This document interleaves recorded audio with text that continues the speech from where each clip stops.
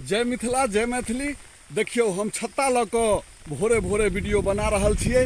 राति भरि वर्षा भेलैया, बहुत वर्षा भेलैया, यानी 6-7 घंटा तते वर्षा भेलैया कि कह जोगर बात नहीं छै।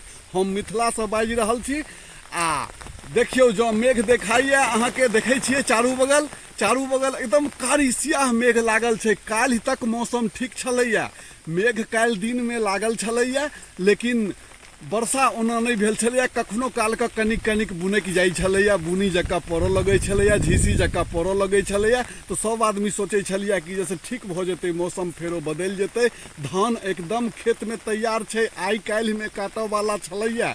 लेकिन राति में 6-7 घंटा तते वर्षा भेलैया कि कहि नहीं सकै छी, यानी की कहू से नहीं फुराइया। कते वर्षा भेलैया, बस काटहे वाला धान छलैया कि ई दिक्कत बढ़ि गेलैया किसान के लेल। आ जानते छियै किसान जे छै से केना कऽ खेती करै छथिन, कते मेहनत करै छथिन, कते पूंजी लगै छै, सबटा दिक्कत छै।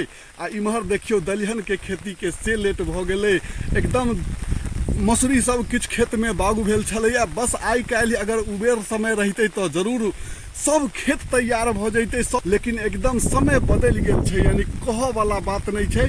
दिक्कत तो तते अइ कि जैसे नहीं सुना सकै छी। जे तो छथिन, जे हम सब मिथिला में छी, हम सब जे देख रहल छियै नजर से, तो बुझू कि जैसे मुँह से बाजिए टा रहल छी, लेकिन करेजा एकदम फाटल अइ देख कऽ। ककरो दिक्कत मानै छियै तो केओ नहीं खेती केने छथिन, लेकिन दोसर के देख कऽ दुख तो दुख होइ छै ने यौ। ओ कखनो यानी खुशी नहीं भऽ सकै छै, ककरो हृदय डोलि जेतै। खर्चा देख कऽ, किसानक खर्चा देख कऽ, सब व्यवस्था बात देख कऽ, तैयारी देख कऽ, सबटा कैल धैल पर पानि हेरा जाइ छै। विधाता की करऽ जा रहल छथिन, प्रकृति के तरफ से की भऽ रहल छै से किछु समझ में नहीं अबै छै। यानी जहन होबऽ के जे रहै छै से नहीं होइ छै समय पर में, आ जहन नहीं होबऽ के रहै छै तहन ओ अछिनरे होबऽ लगै छै। तो करेजा बुझियो टूटि जाइ छै, सबटा बात जेना बुद्धि विवेक सबटा हरा जाइ छै मनुष्य के दिक्कत के समय में। ओ तो कहऽ वाला बात नहीं छै।